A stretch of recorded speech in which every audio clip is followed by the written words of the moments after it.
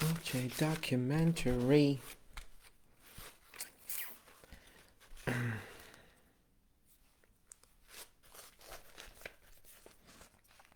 Good evening, ladies and gentlemen, and welcome back again. This evening, it's Wednesday, October 21st, 2020. In our episode of tonight, since we are in Baghdad time, I have a few comments that I want to comment on, and these are related to English, of course. They are not related to math. We're talking English tonight. مرحبا بكم أحبتي بدرس جديد. بهذا الدرس هي ورشة مباشرة، بعض النصائح العامة اللي ممكن تفيدك كتطوير مهاراتك بالنسبة للغة الإنجليزية. فعندي few things that I got on my checklist الليلة. موضوع عن ثلاث الأساسيات. موضوع هو موضوع الهضبة باللغة، احنا نسميه learning plateau. شنو يعني learning plateau؟ learning plateau عادة الشخص من يبدي يتعلم لغة إنجليزية يبدي المستوى مالته يصعد من مستوى مبتدئ أعلى، مستوى متوسط أعلى، بعدين يوصل advanced level. بالadvanced level يبدي التحول، لأنه ماكو شي بعد advanced بس native speakers، فيبدي التحول مالته يصير على شكل أفقي، احنا نسميه horizontal progress.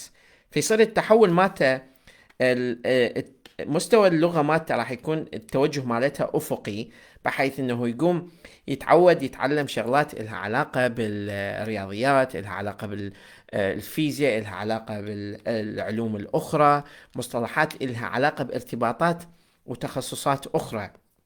كونه تعلم المفردات الأساسية اللي هي ضمن نطاق اللغة الإنجليزية common expressions، فكل ما زاد التقدم مالته راح يكون التقدم مالته على توبوغرافية أو هضبة أفقية، مو عمودية، أفقية.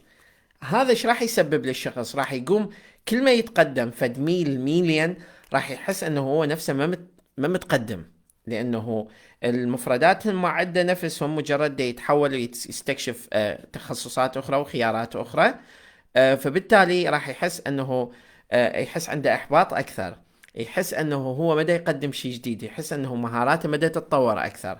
بس بالحقيقة هذا هو الشعور، شعور خاص بالشخص، إلى أسباب psychological، إلى أسباب نفسية، وإلى أسباب إلها علاقة بطبيعة وهيكلية التعلم والمفردات والمصادر اللي معتمد عليها.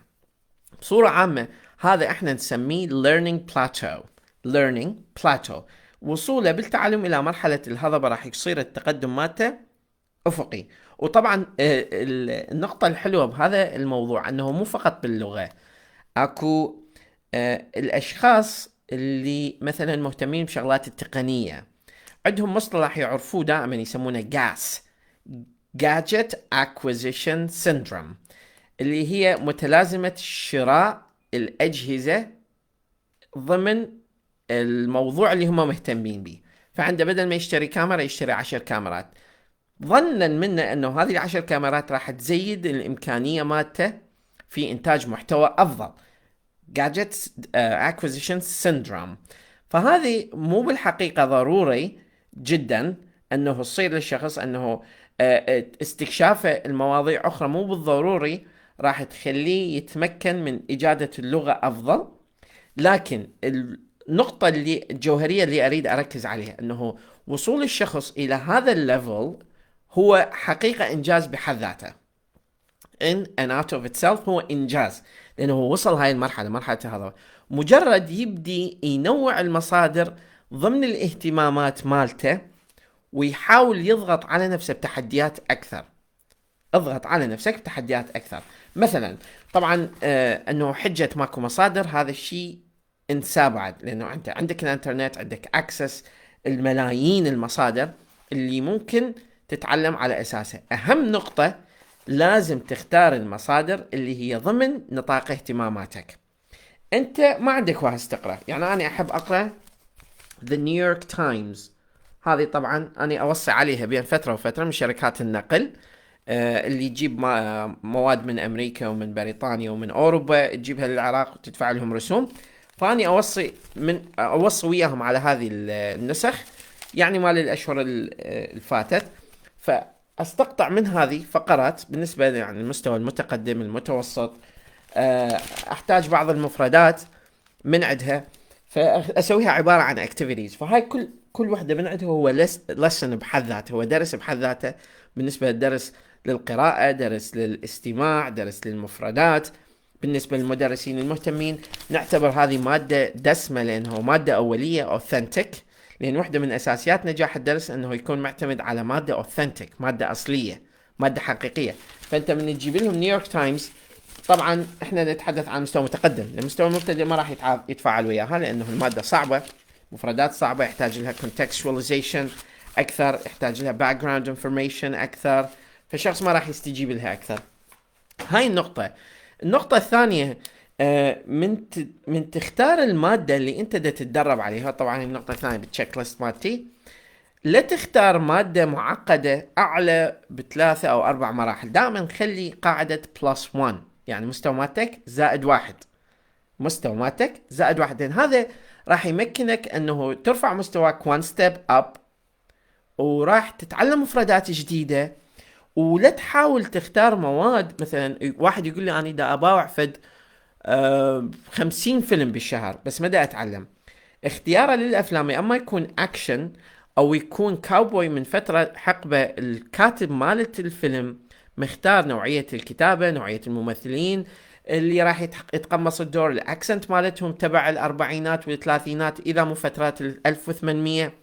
فبالتالي هذه العناصر وظفها الكاتب اللي هو محترف جدا، نيتيف سبيكر باللغة، وانت تريد تتعلم مباشرة من عنده. هذا مو سورس، هذا الشخص اجى كتب الفيلم قبل لا يعني يصير الفيلم. فبالتالي استماعك لهاي المفردات، انت بدأت تستمع للمفردات حقيقية موجودة بالشارع، لا تستمع المفردات مال فد 200 300 سنة الكاتب راح دور بالقواميس وكتبها بنسقية.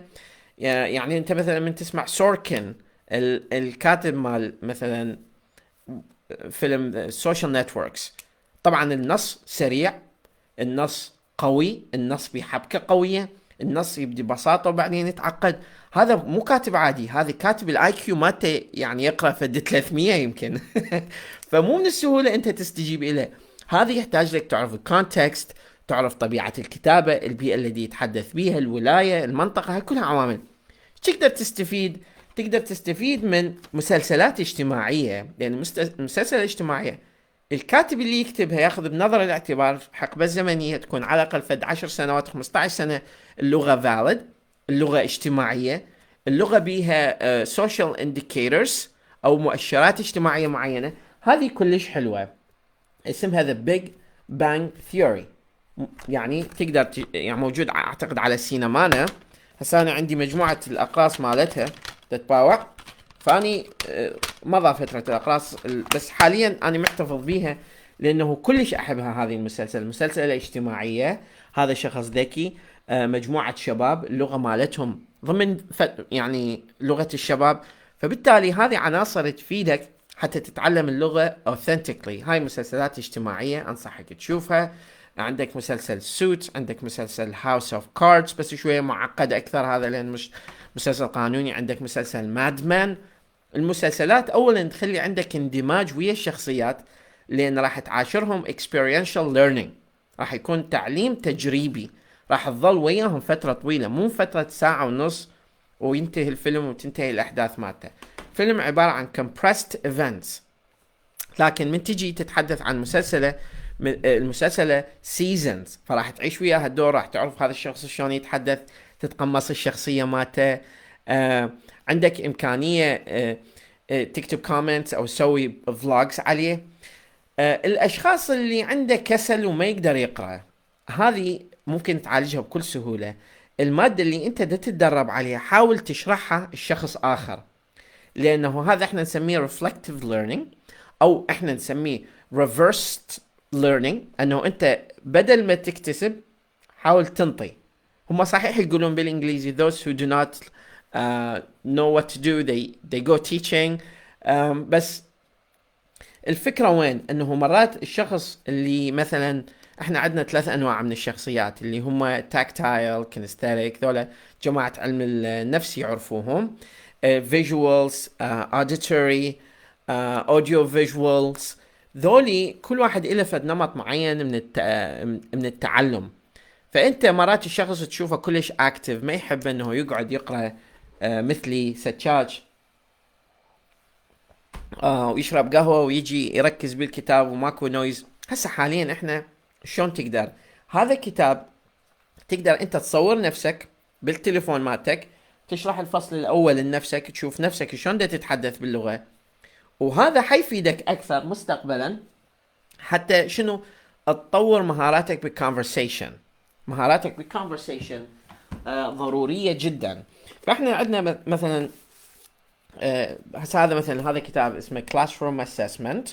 بهذا كلاس روم اسسمنت يقول لك انه الطالب مو دائما احنا نعامله كليتهم على انه هو نفس يعني نفس الطريقه مال اللي تتعلم بها. انت قاعد الطالب وما مرتاح نفسيا، اكو عوامل مؤثرات احنا نسميها distractors. عندك حراره الصف، عدد الطلبه اللي بي، نوعيه التغذيه اللي دا ياخذ الدرس الصبح لو العصر، عدد الساعات اللي اخذ بها الدروس قبل لا ياخذ هذا الدرس، فتره الدرس ايش قد، نوعيه الماده، هل الطالب يستجيب إلها لو لا. يعني عوامل كثيرة كثيرة كثيرة تخلي الشخص ممكن يستجيب وممكن ما يستجيب، ممكن المادة ما تكون صحيحة إله وممكن تكون صحيحة إله. فالفكرة وين؟ الفكرة أنه أنت حاول قدر الإمكان مو تروح المادة تجارية وتروح تاخذها، ممكن هاي المادة ما تكون مناسبة لك. حاول تختار المواد على وفق الاهتمامات مالتك، على وفق الاحتياجات مالتك، وعلى وفق نقاط الضعف. انت دا تتعامل ويا خريطة جغرافية كبيرة من المسائل والاحتياجات، فتحاول تملي الثغرات اللي عندك حتى يكون التوجه مالتك اعلى اكثر، يكون الامكانية مالتك اعلى اكثر. حسين العقيلي دا يقول اي جي هوج، شنو رايك بيه؟ رهيب حقيقة، لانه هذا يفعل الاستماع عندك اكثر، يخليك تفهم، تتعلم مفردات، بس ما راح يخليك تحكي. حتى تتحدث لازم هذه مهارة ميكانيكية. يعني الشخص لو تخليه يستمع عشرات الآلاف من الساعات، إذا ما تحدث فشنو الفائدة مال الاستماع؟ راح يتعلم مفردات، راح يتعلم grammar، راح يتعلم pronunciation، بس ما راح يكون عنده إمكانية إنتاج. إحنا مشكلتنا بالعراق هي مشكلة إنتاجية مربوطة بمسائل نفسية. مرات هواي طلبة يقول لي اني اعرف الطرف المقابل ايش يقول بس ما اقدر ارد عليه. هاي مشكلة نفسية، هذا الخجل وغيرها هواي ناس تحدثوا به، صراحة صار الموضوع مبتذل. هذا موضوع نفسي فعلاجه مو لغوي. يعني احنا الموضوع اذا هو موضوع نفسي فشون نعالجه لغويا؟ كثرة التدريب والتعريض قدام اشخاص اخرين او قدام كاميرا حتى يكون عنده الامكانية حتى يوصل لهاي النقطة اللي احنا نسميها satisfactory او نقطة رضا بالنسبة له. زكريا دا يقول can you please send it to me the classroom assessment. ما اعرف اذا موجود، راسلني على الصفحة. عموما هذا كان الدرس مالتنا لهذا اليوم. اتمنى اذا عجبك الدرس، عجبك نشاطات القناة، شاركها حتى تعم الفائدة. ليش وحدك بس؟ ممكن هواي ناس آخرين يقدر يستفيد من هذه القناة، يستفيد من الفيديوهات. هي حقيقة مجرد نشر معلومة علمية حتى الناس تستفيد من عندها، وحاول تنشرها. يعني ما راح تسبب لك مشكلة إذا سويت لها شير على الويب سايت أو البيج مالتك. أتمنى هذا يكون الفيديو مناسب لكم. إذا حابين شاركونا، اليوم عندنا نشاط اللي هو المنافسة على الاستماع، هذه هماتين حتفيدك. وهذا هو. ربي يحفظكم ونشوفكم بدرس آخر.